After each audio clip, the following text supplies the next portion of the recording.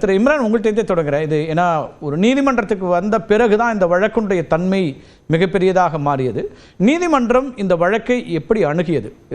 இதில் ஏன் ஒரு சர்விங் ஏடிஜிபி லெவலில் இருக்கக்கூடிய ஒரு ஐபிஎஸ் அதிகாரி கைது செய்யப்பட்டு விசாரிக்க வேண்டும்ங்கிற நிலைப்பாட்டை நீதிமன்றம் எடுத்தது? ஆமா, இது ஒரு சாதாரண முன்ஜாமீன் வழக்கு, ஆன்டிசிபேட்டரி பெயில்.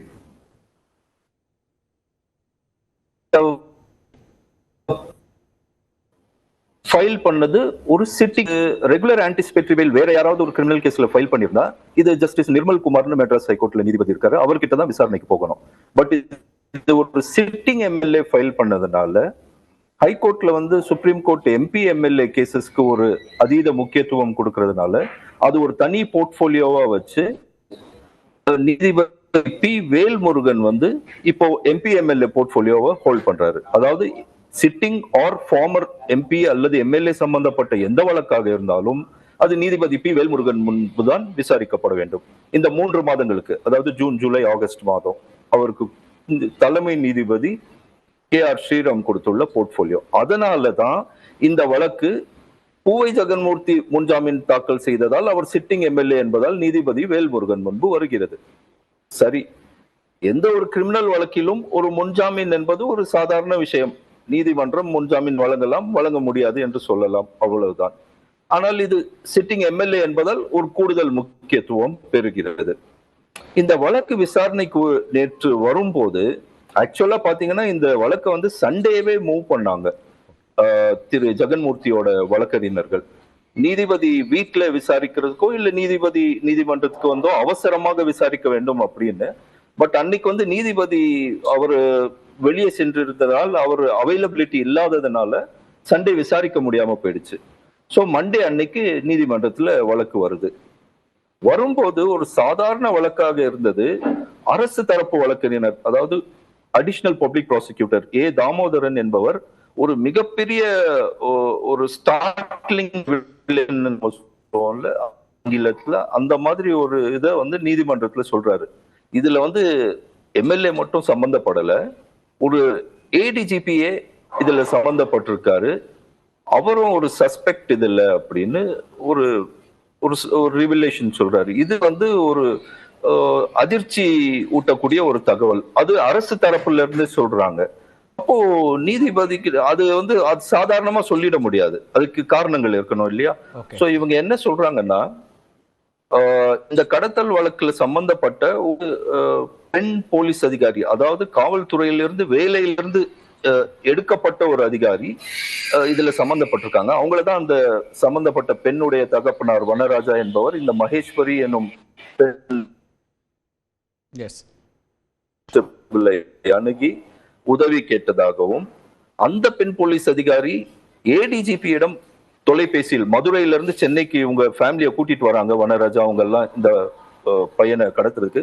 அப்போ அந்த பெண் அதிகாரி வழியிலேயே ஏடிஜிபிக்கு போன் பண்றதாகவும், ஏடிஜிபி அதை போனை ரிசீவ் பண்ணிட்டு அவர் அதுக்கப்புறம் எம்எல்ஏ கான்டாக்ட் பண்ணதாகவும், இப்படித்தான் நெக்ஸஸ். இது எல்லாம் போலீஸ்க்கு எப்படி தெரிய வருதுன்னா, இதுவரைக்கும் இந்த வழக்குல 5 பேரை கைது பண்ணியிருக்காங்க. அந்த மகேஸ்வரி, வனராஜா, அப்புறம் புதிய பாரதம் கட்சியை சேர்ந்த ஒரு வழக்கறிஞர். அவங்க அந்த வழக்கறிஞரும் இந்த மகேஸ்வரியும் ஸ்டேட்மெண்ட் கன்ஃபெஷன் கொடுத்திருக்காங்க போலீஸ் கிட்ட. போலீஸ் சொல்றது இதுதான், 2 பேருமே கன்ஃபெஷன் கொடுத்திருக்காங்க, தட் ஏடிஜிபியும் எம்எல்ஏவும் இன்வால்வ் இதுல அப்படின்னு சொல்லிட்டு. இப்போ கன்ஃபெஷன் மட்டும் போதுமா? இப்போ போலீஸ் கிட்ட கொடுக்குற இந்த கன்ஃபெஷன் ட்ரையல் நடக்கும் போது நீதிமன்றத்துல ஏத்துக்கப்பட மாட்டாது. ஏன்னா போலீஸ் கிட்ட ஏதோ ஒரு 3rd டிகிரி மெத்தட் டார்ச்சர் எல்லாம் பண்ணி கன்ஃபெஷன் வாங்கலாம், அதுக்கான வாய்ப்புகள் இருக்கு என்பதால. பட் இன்வெஸ்டிகேஷன் அப்போ போலீஸ்க்கு இது முக்கியமான ஒரு விஷயம். சரி, இது நீதிபதி கிட்ட ஹைகோர்ட்ல இதை மட்டும் சொன்னா பத்தாது. சோ அவங்க என்ன சொல்றாங்க, இவங்க கன்ஃபெஷன் வாங்கின பிறகு நாங்க இவங்களோட போன் ரெக்கார்ட்ஸை செக் பண்றோம். அப்போ இந்த கடத்தல் சம்பவம் நடந்த சமயத்தில் ஏடிஜிபி கிட்ட இருந்து எம்எல்ஏக்கு ஒரு போன் கால் போயிருக்கு. அது ஒரு 4 minutes லாங் போன் கால். அதே மாதிரி எம்எல்ஏ கிட்ட இருந்து ஏடிஜிபிக்கு ஒரு அவுட் கோயிங் போன் கால் போயிருக்கு. அது இரவு 11:30 மணிக்கு மேல. சோ இரவு நேரத்துல இந்த கடத்தலும் நடந்த சமயத்துல இவங்க பேசிக்கிறதுக்கு என்ன அவசியம்? சோ இவங்க கிட்ட இந்த கொராபரேட்டிவ் எவிடன்ஸ் இன்னொன்னு அடிஷனலா இருக்கு, அதாவது இந்த போன் கால் ரெக்கார்ட்ஸ். சோ இதெல்லாம் கடைசியா ஹைலைட் என்னன்னா, அந்த யார கடத்த போனாங்களோ அது 22 வயது இளைஞர்னு சொன்னாங்க நீதிமன்றத்துல. அவர் வந்து வீட்டுல இல்ல, அவருடைய தம்பி ஒரு 18 வயது இளைஞர் மொட்டை மாடியில் தூங்கி கொண்டிருக்கிறார். இவர்கள் மேலே சென்று அவரை மட்டும் கடத்தி சென்று விட்டனர். கடத்தி போன பிறகு அத வந்து அவங்க அம்மா கூட பார்க்கல, அவங்க வீட்டுல இருந்திருக்காங்க கீழே. So she didn't notice. பக்கத்துல இருக்க நெய்பர் ஒருத்தர் பார்த்து இருக்காரு, யாரோ வந்து கடத்திட்டு போறாங்க ஒரு பையனை, வண்டியில 2 வண்டியில வராங்க, ஒரு கேங்கு தூக்கிட்டு போறாங்க அப்படின்னு. சோ அந்த நெய்பர் அம்மாவை அலர்ட் பண்றாரு, அம்மா போய் போலீஸ்ல கம்ப்ளைண்ட் பண்றாங்க. இப்படிதான் கேஸ் போகுது. அதுக்கு பிறகு போலீஸ் தேடுதல் நடக்கும் போது இவங்க கடத்திட்டு போனது வேற பையன், இந்த பையன் இல்லைன்னு தெரிஞ்ச உடனே they wanted to send him back. But அதுக்குள்ள போலீஸ் சர்ச் எல்லாம் ரொம்ப ஹெவியா நடந்துட்டு இருக்கு, என்ன பண்றதுன்னு தெரியல. அப்போ என்ன சொல்றாங்க போலீஸ்னா, ஏடிஜிபி உடைய கார்லயே, அபிஷியல் கார்ல, அவருக்கு கொடுக்கப்பட்ட கார்ல அவருடைய போலீஸ் டிரைவர் ஓட்டிட்டு அந்த பையனை அதே வண்டியில வச்சுட்டு இந்த மகேஸ்வரி என்னும் இந்த முன்னாள் போலீஸ் கான்ஸ்டபிள் லேடி அவங்க வந்து கோ டிரைவர் சீட்ல உட்கார்ந்து இருக்காங்க. பின்னாடி அவர் வனராஜா, இந்த பையன், அந்த அட்வொகேட், அந்த புரட்சி பாரதம் வழக்கறிஞர், இவங்க எல்லாம் அவருக்கு நடுவுல உட்கார வச்சு கூட்டிட்டு வந்து ஒரு பஸ் ஸ்டாண்ட் பக்கத்துல இறக்கி விட்டுட்டாங்க. சோ 3 மெட்டீரியல்ஸ் போலீஸ் கிட்ட ஸ்ட்ராங்கா இருக்கு. ஒன்னு, 2 பேர் கொடுத்த confession against ADGP and MLA. ரெண்டாவது அந்த phone call records between ADGP and MLA. மூணாவது இந்த வண்டியை பயன்படுத்தினது, அரசு வெஹிக்கிள் யூஸ் பண்ணது. அண்ட் போலீஸ் வந்து அந்த போலீஸ் டிரைவர்ஸையும், அதை ஓட்டிட்டு போன அந்த டிரைவரையும் விசாரிச்சிருக்காங்கன்னு தான் சொல்லியிருக்காங்க. ஸோ இப்போ என்ன இருக்குன்னா, இது எல்லாமே வந்து ஒரு சஸ்பிஷன், ஸ்ட்ராங் சஸ்பிஷன் கிரியேட் பண்ணுது. எனி ரெகுலர் கேஸ்ல இது ஒரு சஸ்பிஷன். இதை நீதிமன்றத்துல சொன்ன உடனே நீதிபதி வந்து, இவ்வளோ ஸ்ட்ராங் கேஸ் இருக்கும் போது நீங்க ஏன் ஏடிஜிபி அரெஸ்ட் பண்ணலன்னு கேட்கிறாரு. அப்போ போலீஸ் தரப்புல என்ன சொல்றாங்கன்னா, நாங்க முதல்ல எம்எல்ஏ அரெஸ்ட் பண்ணணும்னு பிளான் பண்ணி வச்சிருக்கோம். அவர் எம்எல்ஏ அரெஸ்ட் பண்ண பிறகு அவரை கஸ்டோடியல் இன்ட்ராகேஷனுக்கு சப்ஜெக்ட் பண்ண பிறகு அவர் இன்னும் என்ன மெட்டீரியல்ஸ் கொடுக்குறாரோ அதை பேஸ் பண்ணி ஏடிஜிபி மேல ஆக்ஷன் எடுக்கலாம்னு இருந்தோம் அப்படின்னு. அப்போ நீதிபதி சொல்றாரு, முடியாது, முதல்ல நீங்க அவர் மேல ஆக்ஷன் எடுங்க. அந்த 2 கன்ஃபெஷன் ஸ்டேட்மெண்ட் இருக்கு, உங்கள்கிட்ட போன் கால் ரெக்கார்ட்ஸ் இருக்குது, அவர் தான் வண்டியில கொண்டு அபிஷியல் வெஹிக்கிள் யூஸ் பண்ணிருக்காருன்னு சொல்றீங்க, இவ்வளவு மெட்டீரியல்ஸ் இருக்கும்போது ஏன் ஆக்ஷன் எடுக்க மாட்டீங்க அப்படின்னு சொல்லிட்டு அவரை அரெஸ்ட் பண்ணணும்னு இன்சிஸ்ட் பண்றாரு. பட் ஆர்டர்ல பார்த்தோம்னா அரெஸ்ட்ங்கிற வார்த்தை யூஸ் பண்ணல, ரிட்டர்ன் ஆர்டர்ல அதுல வந்து செக்யூர்னு போட்டுக்காரு.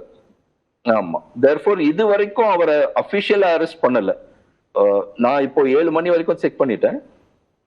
ஏன்னா அரெஸ்ட் பண்ணியிருந்தாங்கன்னா 24 ஹவர்ஸ்ல அவரை ரிமாண்ட் பண்ணிருக்கணும், ஜுடிஷியல் மேஜிஸ்ட்ரேட் முன்னாடி ப்ரொடியூஸ் பண்ணிருக்கணும். அது இது வரைக்கும் பண்ணல. நம்ம 24 மணி நேரம் போயிடுச்சு நேத்துல இருந்து நம்ம பார்த்தோம்னா. ஸோ அஃபிஷியலா அது கைது இல்லை, செக்யூர் பண்ணி take action in accordance with லான்னு ஜட்ஜ் போட்டிருக்காரு. விச் மீன்ஸ் இன்ட்ராகேட் பண்ணலாம் அவர்கிட்ட இருந்து. ஸோ அந்த விசாரணை நடந்துட்டு இருக்குன்னு நினைக்கிறேன். அதுல முடிவெடுப்பாங்க, விசாரணைக்கு பிறகு ஐஓ முடிவெடுக்கலாங்கிறதா நீதிபதி சொல்லக்கூடிய அந்த தீர்ப்பினுடைய சாராம்சம்னு பார்க்கலாம், அதாவது இன்வெஸ்டிகேஷனுக்கு பிறகு. எக்ஸாக்ட்லி. என்னன்னா, எந்த ஒரு வழக்கா இருந்தாலுமே நீதிமன்றம் வந்து ஒருவரை கைது செய்யுங்க, ஒருவரை கைது செய்யாதீங்க அப்படின்னு சொல்றதுக்கு எல்லாம் உரிமை கிடையாது. அது ஐயோட ப்ரெரோகேட்டிவ் தான். நீங்க சொன்ன மாதிரி இன்வெஸ்டிகேட்டிங் ஆபீசர் டிசைட் பண்ணுவார், இந்த கேஸ்ல இவர் அரெஸ்ட் பண்ணணுமா வேண்டாமா அப்படின்னு. ஜெனரலா கோர்ட்ஸ் இன்டர்ஃபியர் பண்ண மாட்டாங்க. பட் இது ஒரு எக்ஸ்ட்ராடினரி கேஸ், அதனால ஜட்ஜ் வந்து செக்யூர் பண்ணி விசாரிங்கன்னு சொல்லியிருக்காரு. நீதிமன்றம் சில கேள்விகள் எல்லாம் எழுப்ப வேண்டிய நிலை ஏன் வந்துச்சு? நீங்க வந்து சில கேள்விகள்லாம் அது வந்து ரிட்டர்ன் ஆர்டர்ஸ்ல இருக்கா அப்படின்னு தெரியல, ஆனா கோர்ட்ல அவர் ரைஸ் பண்ணாரு, நீங்க ஆட்களை கூட்டிட்டு வர்றது அதெல்லாம் வந்து ரொம்ப கடுமையான நிலைப்பாட்டு எடுத்தாரு. அது எந்த சூழல்ல அப்படியான ஸ்டேட்மெண்ட்ஸ் எல்லாம் ஜட்ஜ் சொல்றாரு? அந்த ஸ்டேட்மெண்ட்ஸ் எல்லாமே வந்து எம்எல்ஏ சம்பந்தப்பட்டது, ஏடிஜிபிக்கு அதுல இன்வால்வ்மெண்ட்ல. ஏடிஜிபியா அவரை அரெஸ்ட் பண்ணுங்க, இவரை செக்யூர் பண்ணுங்க, விசாரிங்கன்னு சொல்றது.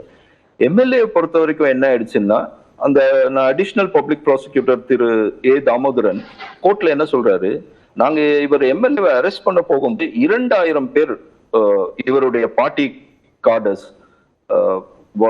கட்சி ஆட்கள் வந்து திரண்டுட்டாங்க.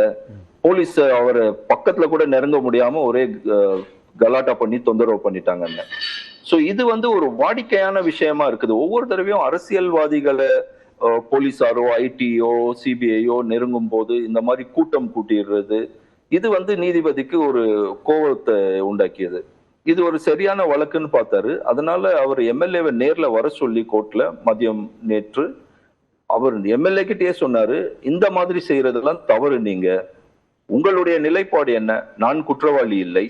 போலீஸ் துறைக்குள் ஏதோ ஒரு பிரச்சனை நடக்கிறது, அவர்களுக்குள் அடித்துக் கொள்கிறார்கள், ஒரு ஏடிஜிபி மீதே பழி சொல்கிறார்கள், இதில் என்னை பலிக்கடாவாக்கி விட்டார்கள் அப்படிங்கிறது தான் அவருடைய கூற்று. அப்போ நீதிபதி என்ன சொல்றாரு, உங்களுக்கும் இதற்கும் சம்பந்தம் இல்லை என்று நீங்கள் சொல்லும் பட்சத்தில் போலீஸ் விசாரணை கூப்பிடும் போது நேரில் போய் உங்கள் தரப்பு வாதத்தை சொல்வதில் என்ன தயக்கம்?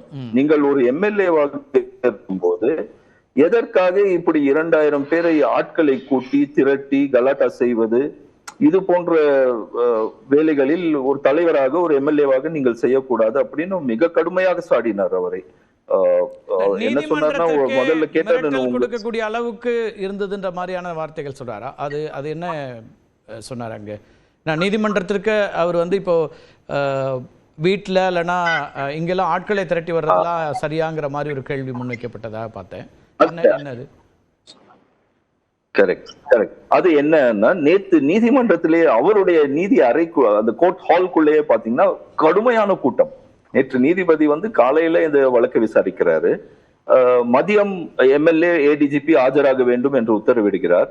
இந்த செய்தி ஊடகங்கள் உங்கள் மூலமாக அது பரவியவுடன் மதியம் பார்த்தீர்கள் என்றால் 2:30 மணி அளவிற்கு அந்த நீதிமன்ற அறையில் நிற்க கூட இடமில்லாத அளவிற்கு வழக்கறிஞர்கள் கூட்டம். அப்பொழுதே நீதிபதி கேட்டார், இது என்ன, இங்க ஏதாவது படம் காட்டுகிறார்களா? எதற்காக இவ்வளவு கூட்டம்? இந்த மாதிரி எல்லாம் நடத்த வேண்டும் என்றால் ஏதாவது திடலில் தான் நீதிமன்றத்தை நடத்த வேண்டும் அப்படின்னு சொல்லிட்டு, அதுக்கு அந்த நேரத்துல எம்எல்ஏ வரல. அவர் வரத்துக்கு கொஞ்சம் நேரம் ஆயிடுச்சு, அதனால ஒத்தி வச்சாங்க வழக்க. ஒரு 4 மணி போல் வந்து விட்டார். அப்போ எடுக்கும் போது எம்எல்ஏ கிட்ட சொன்னாரு, இந்த மாதிரி கூட்டம் கூட்டி நீதிமன்றத்தை மிரட்டி விடலாம் என்று நினைக்காதீர்கள். உங்களுடைய நினைப்பு என்ன? நீங்கள் வந்து போலீசார் உங்களை விசாரணைக்கு வரும்போது கூட்டத்தை கூட்டுவது, நீதிமன்றத்தில் வழக்கு எடுக்கும் போது இது போன்று கூட்டம் கூட்டுவது, இதையெல்லாம் கூட்டினால் உடனே நான் தலைவன் என்பது காட்டுவது அல்ல. அப்போ என்ன சொன்னாருன்னா, உங்களை கைது செய்து இங்க அழைத்து வர கூட நான் உத்தரவிட்டு இருக்க முடியும் காலையிலேயே. ஆனால் நீங்கள் ஒரு 77,000 மக்கள் ஓட்டு போட்டு தேர்ந்தெடுக்கப்பட்ட ஒரு எம்எல்ஏ, அவர்களுக்கு நான் மரியாதை தர வேண்டும் என்பதால் தான் உங்களையே நேரில் வர சொன்னேன் அப்படின்னு சொல்லிட்டு தான். இல்லைன்னா நான் காலையிலேயே உங்களை எவ்வளவு நேரம் ஆயிருக்கும் போலீஸ் கிட்ட அவரை கொண்டு ஸ்கேர் பண்ணி அப்பியர் பண்ணுங்கன்னு சொல்றதுக்குன்னு சொன்னார். ஓகே, ரைட், பேசலாம். இம்ரான் இணைப்புல இருங்க. இப்ப உச்சநீதிமன்றத்துக்கும் சென்றிருக்கிறார் ஏடிஜிபி, அதை பத்தி கேட்கலாம். நம்ம